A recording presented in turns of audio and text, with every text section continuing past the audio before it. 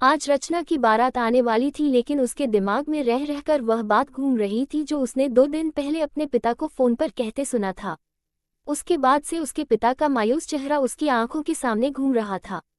रचना के चेहरे की उदासी देखकर उसकी मां ममता जी ने कहा, अरे बेटा, तू इतनी उदास क्यों है? आज तो शादी है, अगर ऐसे उदास रहेगी तो चेहरा खिलकर नहीं आएगा। आज रचना की आंखों में आंसू आ गए तो ममता जी ने उसे गले लगा लिया और कहा, बेटा, मैं समझती हूँ कि तुझे घर से जाने का दुख हो रहा है, लेकिन बेटा, ये दिन तो हर एक लड़की की जिंदगी में आता ही है, तो ज़्यादा दुखी होने की ज़रूरत नहीं होती है। बल्कि तुम तो अपनी आगे की जिंदगी के बारे में सोचो, जिसे तुम्हें अपने पति के साथ बिताना है और अपना घर सजाना है। माँ की बातें सुनकर रचना ने कहा, नहीं माँ, बात यह नहीं है। तो ममता जी ने तुरंत कहा कि फिर बात क्या है? रचना ने उदासी भरी आवाज में कहा, माँ, 2 दिन हो गए हैं और तब मैं पिताजी को अपने ससुर जी से बात करते सुना था। पिताजी ने कहा कि जैसा आप कह रहे हैं वैसा ही होगा, मैं आपको शादी के खर्च का पूरा हिसाब दे दूंगा। माँ, मैं सोच रही हूँ कि आखिर मेरे ससुर जी शादी में होने वाले खर्च का हिसाब क्यों मांग रहे हैं? उन्होंने तो यही कहा था ना कि उन्हें कुछ नहीं चाहिए, और वह तो शादी में ज़्यादा खर्चा भी नहीं चाहते थे, तो फिर उनको हिसाब क्यों चाहिए? ये सुनकर ममता जी का चेहरा उतर गया और वह भी सच में पड़ गई। उन्होंने रचना से कहा कि बेटी, तुम चिंता मत करो, ऐसा कुछ नहीं होगा। ये सब तुम्हारे दिमाग का वहम है, जरूर इसके पीछे कोई और वजह होगी। ममता जी कहकर तो चली गई, लेकिन उनका दिमाग चकरा गया था। वह घर में इतने सारे मेहमानों के बीच में रचना के पिताजी के अकेले होने का मौका ढूंढ रही थी। वह शाम के समय मंडप में जाने से पहले सारी बात कर लेना चाहती थी, क्योंकि उन्हें रह रहकर अपनी बेटी के चेहरे की उदासी खल रही थी। उन्होंने मौका पाते ही जाकर अपने पति से कहा, सुनिए जी, मुझे आपसे जरूरी बात करनी है, जरा आप अकेले में आइए। ममता जी की बात सुनकर महेंद्र जी ने तुरंत कहा कि अरे ममता, क्या बात है, तुम परेशान लग रही हो, मुझे बहुत सारे काम है, तो जल्दी से बताओ। ममता जी कहने ही वाली थी कि महेंद्र जी के फोन पर रचना के ससुर जी का फोन आने लगा, जिसे देखकर ममता जी को रचना की बात याद आ गई और वह सुनने लगी कि दोनों में क्या बात हो रही है। महेंद्र जी ने आज भी फोन पर अपने समधी जी से यही कहा कि मैं आपको सारा हिसाब भेज दूंगा, अभी थोड़ा व्यस्त हूँ क्योंकि शादी के बहुत सारे इंतजाम हो रहे हैं। जैसे ही सारा हिसाब मेरे पास आएगा मैं आपको भेज दूंगा, आप चिंता मत कीजिए। अब तो ममता जी की चिंता और भी बढ़ गई और वह कहने लगी कि मैं आपसे इसी बात के बारे में पूछना चाहती थी कि रचना के ससुर जी आपसे खर्च का हिसाब क्यों मांग रहे हैं? आखिर उनको हिसाब क्यों चाहिए, जबकि उन्होंने तो कहा था कि शादी में ज़्यादा खर्च नहीं बल्कि शादी को साधारण ढंग से ही करना है।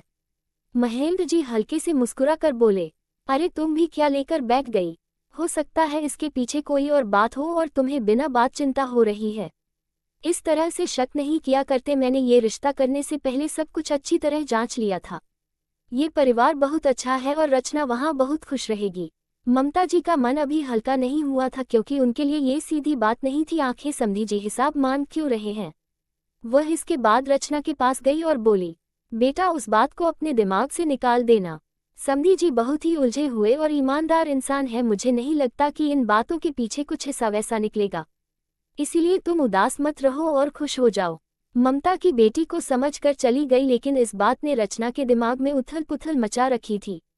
उसे इसमें अपने पिता का अपमान नजर आ रहा था। आखिर कोई क्यों उसके पिता से हिसाब मांग रहा है? जो खर्चा वह कर रहे हैं वह अपनी मर्जी से कर रहे हैं, और उनको हिसाब का क्या करना है? उसके मन में सवाल चलते रहे और सब लोग मंडप पहुंच गए।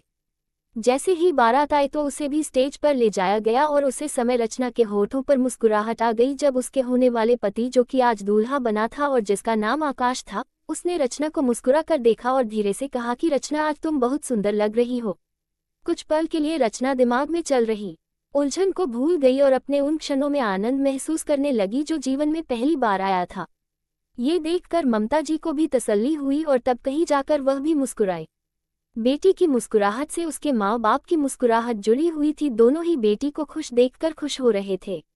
धीरे धीरे वरमाला हुई और फिर फेरे हुए। सब कुछ ठीक ठाक और अच्छे से हो रहा था, जबकि रचना का मन डरा हुआ था। अपने ससुर जी को अपने पिता के साथ मुस्कुराते हुए बात करते देखकर रचना के दिल को कुछ ठंडक तो मिली, लेकिन अभी भी उसे इस सवाल का जवाब नहीं मिला कि आखिर हिसाब क्यों मांगा जा रहा है। रात भर बीत गई, शादी हुई और सुबह के समय रचना विदा होकर अपनी ससुराल आ गई। अभी तक ऐसी कोई बात नहीं हुई थी जिस पर रचना को शक होता और इसी कारण वह सवाल अभी तक बना हुआ था। उसने कई बार सोचा कि आकाश से ही पूछ लेती हूँ, लेकिन फिर उसका मन डर गया कि अगर कहीं आकाश नाराज हो गया तो क्या होगा, पता नहीं इस बात के पीछे क्या राज है। शायद ये लोग किसी को बताना नहीं चाहते हो और मेरे पूछने से इन्हें ठेस न लग जाए। रचना खामोश रही और सबके सामने मुस्कुराती रही। उसकी सास एक बहुत सुलझी हुई महिला थी जिन्होंने उसका स्वागत घर में बहुत शानदार तरीके से किया था और अगले दिन उससे रसोई की रस्म भी करवाई थी। सबका व्यवहार इतना अच्छा था कि अब रचना को अपने सवाल पर ही शक होने लगा था कि कहीं वह ज्यादा तो नहीं सोच रही है, कहीं उसका ये सवाल सारे रिश्ते खराब ना कर दे। इसलिए उसने ठान लिया कि वह इस बारे में आप किसी से भी कुछ नहीं पूछेगी। ससुराल में ही रचना की माँ का फोन आया तो माँ ने भी डरते हुए पूछा, बेटा कहीं ससुराल में कोई बात तो नहीं हुई? सब ने तुम्हारे साथ अच्छे से बर्ताव तो किया ना? रचना ने फोन पर मुस्कुराते हुए कहा, माँ यहाँ तो सब लोग बहुत अच्छे हैं और अब तो मुझे लग रहा है कि वह सवाल बिल्कुल बेकार है, मुझे उसे बारे में सोचना ही नहीं चाहिए। शायद ये बड़ों के बीच की कोई बात रही होगी, इसके बारे में वह हमें बताना नहीं चाहते, लेकिन जब सब ठीक है तो अब मैं इस बारे में सोचना नहीं चाहती, क्योंकि इससे जो मुझे इतने सारे अच्छे रिश्ते मिले हैं वह खराब हो सकते हैं। रचना की माँ को खुशी हुई कि सब ठीक है और कहीं न कहीं एक तसल्ली भी थी। 2 दिन बाद रचना को उसके भाई लेने के लिए आ गए। रचना घर जाने को लेकर बहुत खुश थी। वह अपने कमरे में अपना सामान सूटकेस में पैक कर रही थी तो आकाश ने वहां आकर कहा, घर जा रही हो लेकिन हमको भूल मत जाना और जल्दी वापस आ जाना। आकाश की बात सुनकर रचना शर्मा गई और बोली, मायके के घर से कोई जल्दी आता है क्या? आकाश ने मुंह फुलाकर कहा, देवी जी अगर आपको आना ही नहीं है तो बता दो, मैं भी लेने नहीं आऊंगा। रचना ने मुस्कुराकर कहा, नहीं पतिदेव, मेरा ऐसा कोई इरादा नहीं है और मुझ में हिम्मत भी नहीं है कि इतना अच्छा घर छोड़कर मैं जाकर मायके में रहूं। आप चिंता मत कीजिए, मैं 2 दिन बाद आपको फोन कर दूंगी, तब आप मुझे लेने आ जाना। दोनों के बीच यह थोड़ी देर की बातें हुई जिसमें प्रेम था और एक सुकून भी जो रचना को मिल रहा था। अब उसके दिल को तसल्ली थी और वह बहुत खुशी से घर जा रही थी, लेकिन निकलने से पहले उसके ससुर जी ने उसके हाथ में लिफाफा लेकर कहा, बेटा यह मेरी समधी जी के लिए है, यह उनको दे देना। लिफाफा पढ़ते हुए रचना अपने ससुर जी को देखने लगी लेकिन कुछ कह नहीं पाई। उसने अपने सास ससुर जी के पैर छुए और भाई के साथ चल दी। गाड़ी में बैठकर वह कुछ देर तक इसी बारे में सोचती रही और फिर उसे अपने पति की कही बात याद आने लगी तो उसके चेहरे पर एक मुस्कुराहट आ गई, लेकिन फिर अगले ही पल पस में से नजर आते लिफाफे पर उसकी नजर पड़ी। इस बार उसने अपने आप को नहीं रोका और लिफाफा खोलकर देख लिया, लेकिन उसमें जो चिट्ठी रखी थी उसे पढ़ते ही उसकी आंखों में आंसू आ गए। उसके ससुर जी ने लिखा था, महेंद्र जी आप मेरे समधी ही नहीं मेरे भाई भी हैं। अब हम दोनों जब भाई हैं तो एक दूसरे की परवाह करना भी बनता है।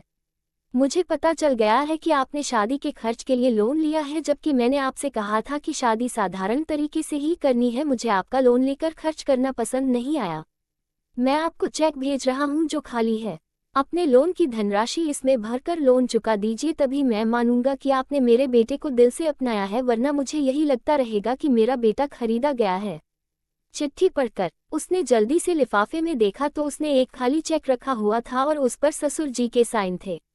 ये देखकर उसकी आंखों में आंसू आ गए। अब जाकर उसे अपने सवाल का जवाब मिला था, जिसका जवाब वह इतने दिनों से ढूंढ रही थी, और अब समझ आ गया था कि वाकई वह सवाल बेकार था।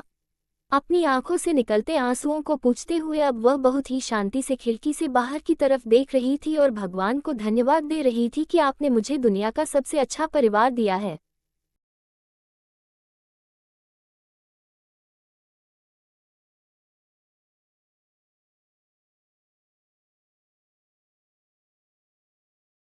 अगर आपको कहानी अच्छी लगती है तो वीडियो को लाइक, कमेंट और शेयर करना ना भूलें।